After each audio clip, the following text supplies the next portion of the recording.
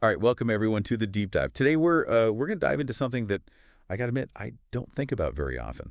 And maybe you don't either. Huh? Rocker switches. You know those little on-off buttons you find everywhere? Yeah, those are everywhere. But as we dug into it, we realized that these humble little switches, well, they actually offer a pretty fascinating glimpse into the global economy and where tech is heading. Yeah, exactly. For this dive, we're using a brand new report. It's called the Global Rocker Switch Market Report 2025 from Cognitive Market Research. Just came out this January, and they look back at data from 2021 to 2024, give us an estimate for 2025, and then they forecast all the way out to 2033. Yeah, and I think you're gonna be surprised by some of these numbers. Oh yeah, It projects that the global rocker switch market is going to be a whopping 7,840 million USD in 2025. wow.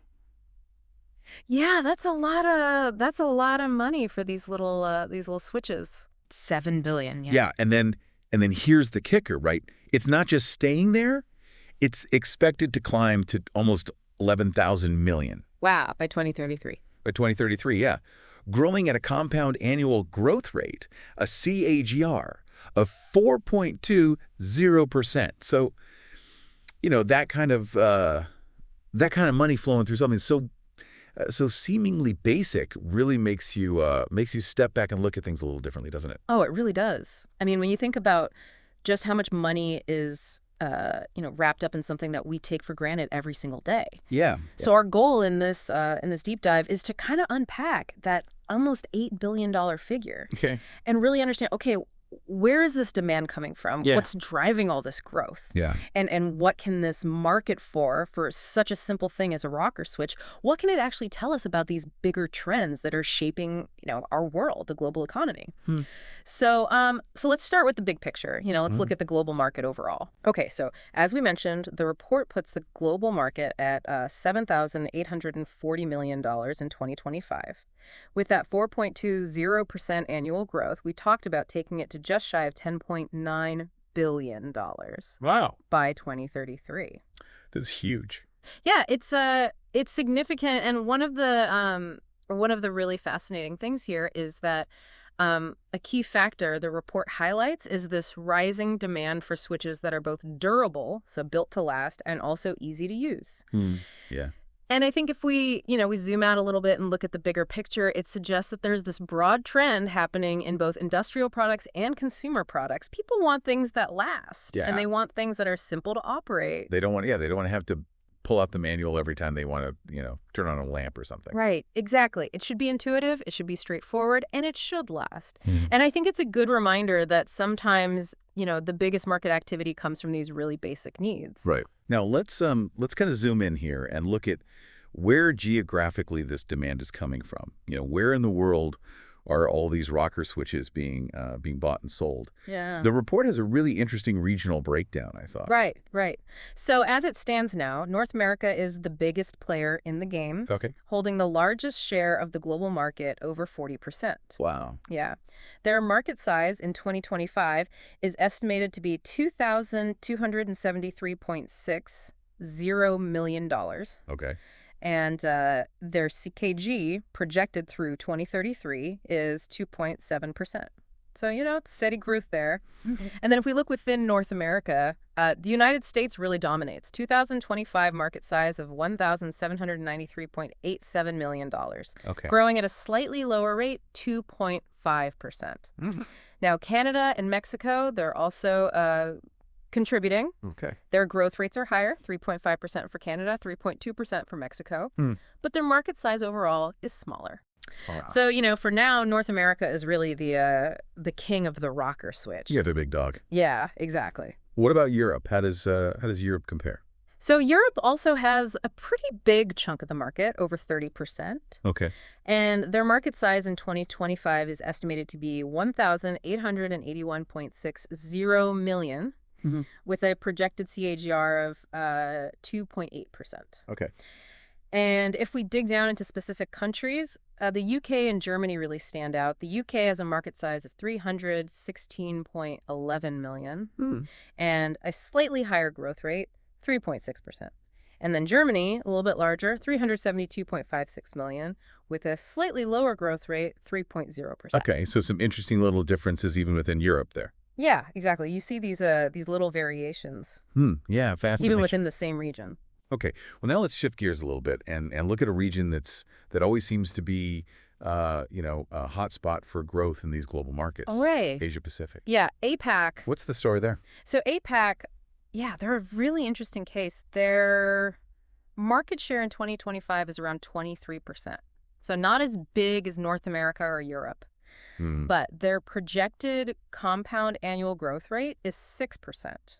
Wow. So they are expected to see some pretty significant growth in the coming years. Yeah, that's a really big jump, especially compared to, North America or Europe. Right, exactly. And when you look at the specific countries, China and India are, they're the ones to watch. China's 2025 market size is 1,218.34 million, growing at 5.5%. Okay. But India, they have a smaller market size right now, 290.08 million, Hmm. but their projected growth rate is almost 8%, 7.9. Wow, that's incredible. Almost 8% growth every year. Yeah, it's really remarkable. It makes you wonder what's fueling that, right? Yeah. What's going on over there that's driving that kind of growth. Okay, so North America and Europe are big right now, but Asia Pacific, especially India, looks like they're going to be a major force in this market moving forward. Yeah, definitely a dojo to watch. Okay. What about the rest of the world? South America, the Middle East, Yeah. Africa? So South America accounts for a little over 5% of the global market, Oh, a market size of 297.2 million in 2025, and a CAG of 4.5%. So decent growth there.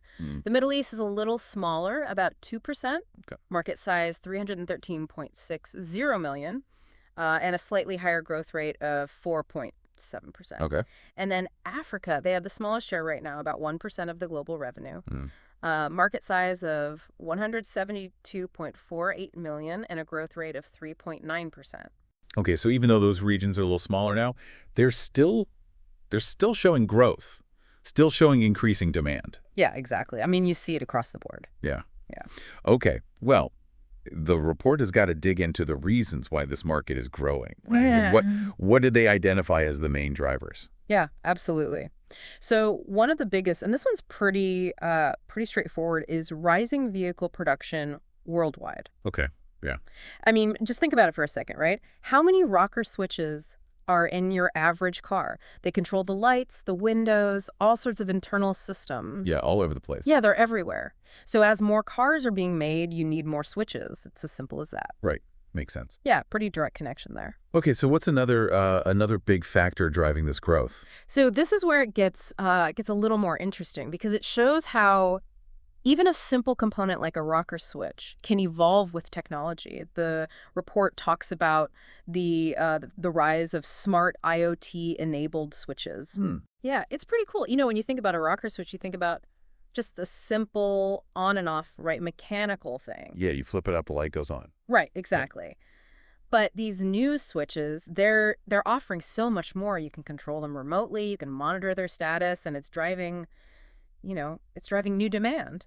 So it's almost like the humble rocker switch is getting a brain. Yeah, like it's joining the smart home revolution, right? Exactly. It's not just a dumb switch anymore. Okay, so more cars, smarter switches.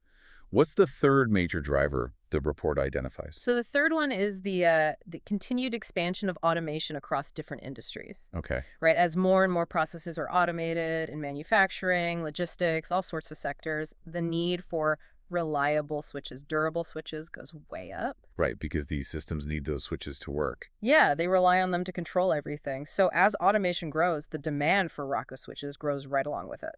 Okay, so we've got like a perfect storm here, right? Yeah. More cars, smarter switches, and automation all kind of coming together to drive this market forward. Yeah. Now, within this overall growth, are there any specific segments of the market that are really taking off?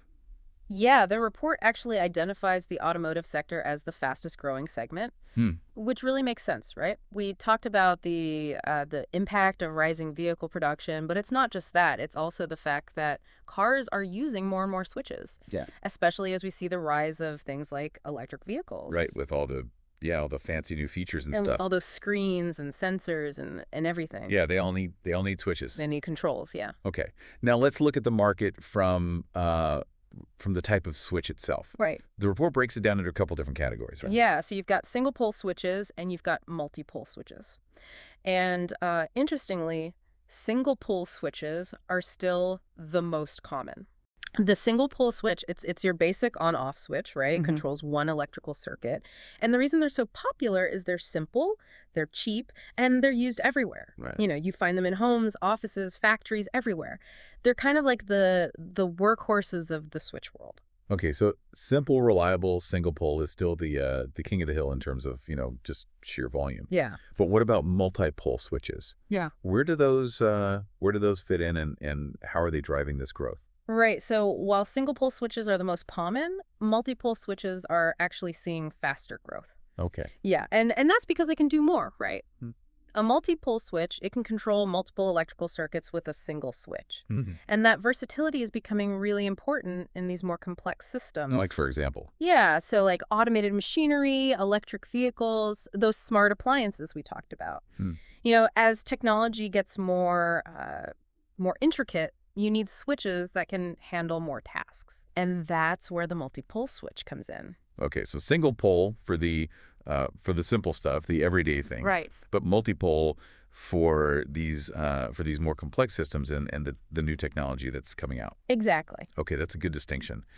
Now let's switch gears again and look at the applications for these switches. Where are they actually being used? We've talked about automotive obviously being a big one, but what are some of the other sectors that are using a lot of rocker switches? Yeah, so automotive is definitely the dominant application right now. I mean, just think about it. There are switches everywhere in your car, from the dashboard to the power windows to the infotainment system. And as we see more electric vehicles on the road, that demand is only going to go up. Mm. And they might even need more sophisticated switching solutions in the future. Okay. And the report also highlighted another sector that's seeing a really fast growth in their demand for these switches, right? Yeah, the aerospace industry. Okay, so that makes sense. Yeah. I mean, they're all about advanced avionics, automated cockpits, and they need high-performance switches that are lightweight and meet really strict safety standards. Yeah, you don't want any faulty switches up in the air. Exactly. The stakes are much higher. Right, right. And they're even starting to use more smart and illuminated switches, for better visibility and control, which is important in those kinds of environments, where it might be, dark or cramped. Yeah, absolutely. Okay. So we got automotive, we got aerospace. What are some of the other applications the report talks about? Right, so those are the big ones. But rocker switches are used in a lot of other places, maybe not growing quite as fast. But you find them in HVAC systems, medical instruments, printers, even vending machines. Right. It's kind of crazy when you think about it, right? It really is. Just how widespread they are. Okay, well let's move on and talk about the companies that are actually making all these switches. What does the competitive landscape look like in this market? So it's a pretty competitive market. Lots of companies vying for a piece of the pie. Some of big players, the global giants. You've got ABB, Eaton, Honeywell, Carling Technologies, Omron, and they're all trying to stay ahead of the curve by innovating, by making their switches more durable and offering customized solutions for different industries. It's not just about making a basic switch anymore. It's about making the best switch for the job. Okay, so what are some of the key things that are shaping this competition between these companies? So there are a few things. First, automation is a big factor. As more industries automate, they need really reliable, high-quality switches that can handle, tough conditions. Right. And then, of course, you've got the smart home revolution. People want switches that work seamlessly with their other devices. And then safety regulations, right? Those are getting stricter all the time. Yeah. And they're pushing manufacturers to, to really step up their game and make sure their switches are meeting those standards. Right. So you got to keep up with those regulations. Yeah, absolutely.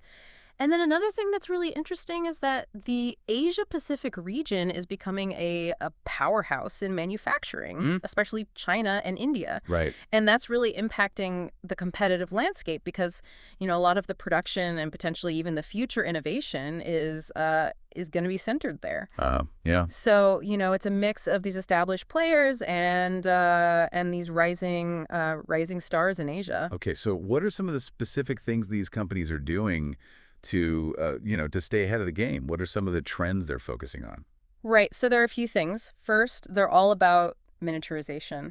making switches smaller Mm. so they can fit into, these increasingly tiny devices. And then waterproofing is really important. Make sure the switch can work in wet or harsh environments. Right. And then, of course, there's the whole IoT thing, making smart switches, Right. that can connect to the internet, be controlled remotely. That's a big focus for a lot of these companies. Okay, so even in something as basic as a rocker switch, there's still a lot of room for innovation. Yeah, Yeah. exactly. It's a constantly evolving market. The report also talks about some of the challenges and opportunities these companies are facing, right? Yeah, yeah. So on the challenge side, there's a lot of competition, which can drive prices down Hmm. and make it hard for companies to make a profit. Right. And then there's the issue of counterfeit products, which is, always a concern. Yeah. But there are also a lot of opportunities. Renewable energy is a big one. As solar and wind power become more popular, they need specialized switches, durable switches that can handle the demands of those systems. And electric vehicles, of course, that's a huge opportunity as well. Hmm. Companies that can make reliable and advanced switching solutions for electric cars, they're going to be in a good position. Okay, so even in a mature market like this, there's still, there's still challenges, but there's also a lot of new growth areas popping up. Yeah, exactly. It's a dynamic market, that's for sure. Yeah, definitely not standing still. No. And I think, the report even gives us a specific example of some of this innovation, right? Yeah, so they talk about Carling Technologies Hmm. and their Empower digital switching platform. They launched this back in February of 2021, Mm-hmm. and it's basically a platform built around modular digital rocker switch components. So it's very adaptable, very configurable, and it allows for a lot of customization, which is important for different applications. Right. And because it's digital, it can do things that traditional mechanical switches can't do.